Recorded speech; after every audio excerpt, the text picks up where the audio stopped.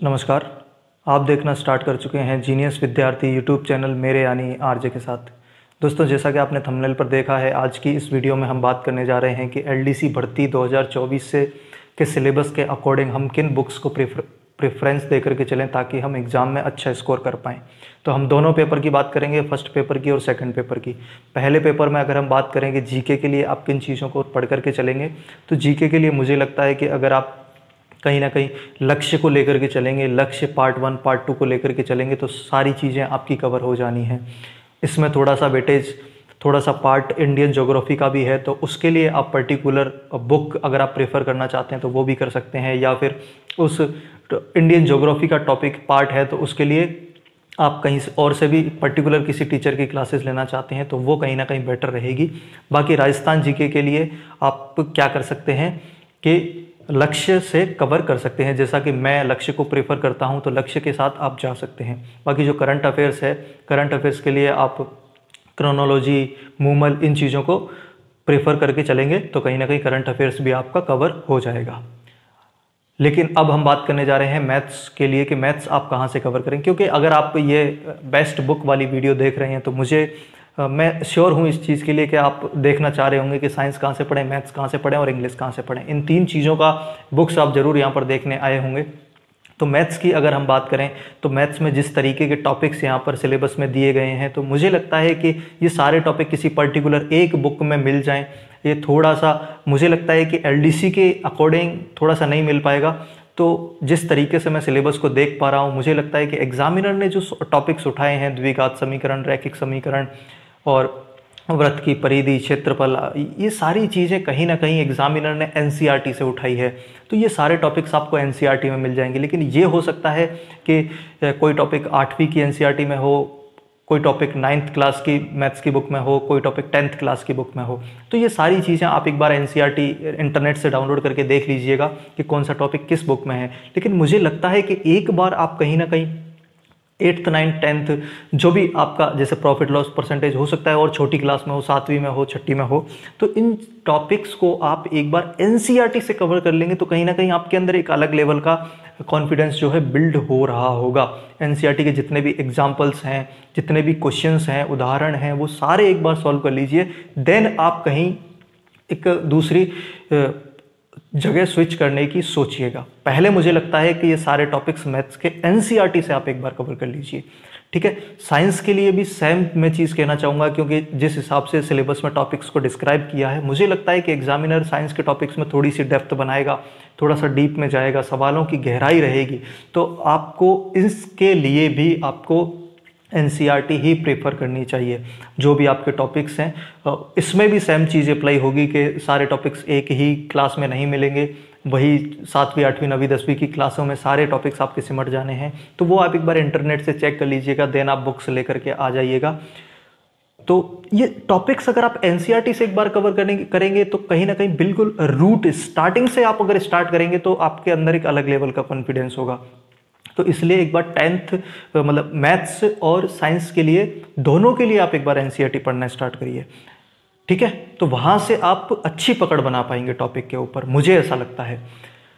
पहला पेपर के लिए हमने बात कर ली है। सेकंड पेपर की अगर हम बात करें तो सेकंड पेपर के लिए हिंदी की बात करें तो हिंदी में आपको राघव प्रकाश बुक को ही पकड़ करके चलना है हमेशा। राघव प्रकाश बुक को, उसमें सारे टॉपिक्स मिल जाने हैं और ये बुक आपको कंप्लीट में से कंप्लीट मार्क्स दिला सकती है, ट्रस्ट मी। का पूरे 100 मार्क्स आपको, 100 मार्क्स यानी कि 75 क्वेश्चन है तो कंप्लीट 75 क्वेश्चन सही करवा सकती है। हाँ, हो सकता है कि आपको पत्र लेखन के लिए कहीं थोड़ा सा और इधर से उधर से कंटेंट जुटाना पड़े, और मैं भी कोशिश करूंगा कि कहीं और से भी कोई अच्छा कंटेंट मिलेगा तो आपको टेलीग्राम पर शेयर करने की कोशिश करूंगा। टेलीग्राम का लिंक डिस्क्रिप्शन में मैंने दे रखा है, तो वहाँ से जाकर के आप जो है उस ग्रुप के अंदर ऐड हो सकते हैं।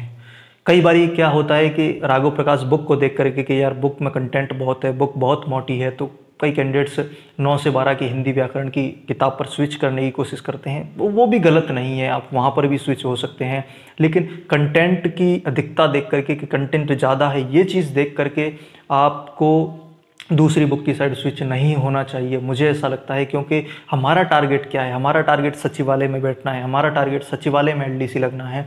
तो अगर आप सचिवालय में एलडीसी लगना चाहते हैं तो आपको ये चीज़ दिमाग में रखनी पड़ेगी कि मुझे सारे क्वेश्चन सही करने हैं।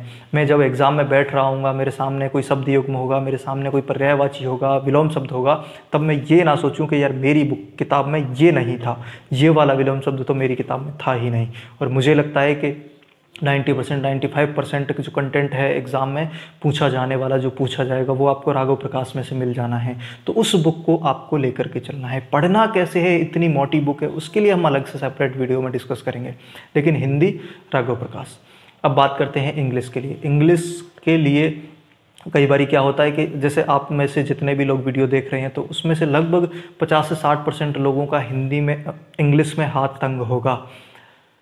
इससे पिछले भी कोई आपने एग्ज़ाम दिए हैं तो इंग्लिश में आपका अच्छा स्कोर नहीं हो रहा होगा, लेकिन फिर भी हम क्या करते हैं कि इंग्लिश को मजबूत करने के लिए कुछ भारी भरकम किताबों की तरफ चले जाते हैं। कई बार हम केडी कैंपस, नीतू सिंह और प्लिन टू पैरामाउंट, इन तरीके की किताबों की तरफ चले जाते हैं। हमारे बेसिक्स बिल्कुल क्लियर नहीं है, हमें नाउन नहीं आता है, प्रोनाउन नहीं आता है, हम जा रहे हैं direct KD campus, Neetu Singh madam की किताबों की तरफ। तो कहीं ना कहीं फिर हमें उन किताबों को पढ़ने के बाद में और थोड़ा सा डिमोटिवेशन फील होता है। तो ये चीज़ें ना करें आप। मेरा मानना है कि अगर आप इंग्लिश के लिए बिल्कुल बेसिक बुक प्रेफर करेंगे तो कहीं ना कहीं आप ज़्यादा अच्छा कॉन्फिडेंस बिल्ड कर पाएंगे, क्योंकि सारा खेल कॉन्फिडेंस का है। जितना आप एक टॉपिक के प्रति कॉन्फिडेंस बनाएंगे तो वही कहीं ना कहीं आप जो है उस पर पकड़ बना सकते हैं। तो इंग्लिश के लिए आप लूसेंट लेकर के चल सकते हैं, अरिहंत की कोई भी बेसिक बुक लेकर के चल सकते हैं। तो ये चीज़ें अगर आप लेकर के चलेंगे, आप बिल्कुल लूसेंट लेकर के चलिए, बिल्कुल बेसिक कंटेंट है।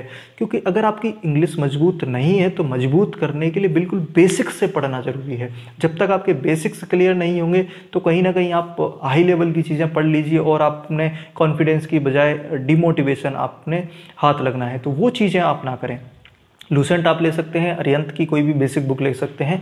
तो ये चीज़ें आप लेकर के चलिएगा। बाकी मैं सेकंड पेपर पर मैं बहुत काम करने वाला हूँ आपके साथ मिलकर के। जितना भी जो भी कंटेंट मैं आपके साथ शेयर कर पाऊँगा वो ज़रूर शेयर करने की कोशिश करूँगा, यूट्यूब के माध्यम से, टेलीग्राम चैनल के माध्यम से, एप्लीकेशन के माध्यम से।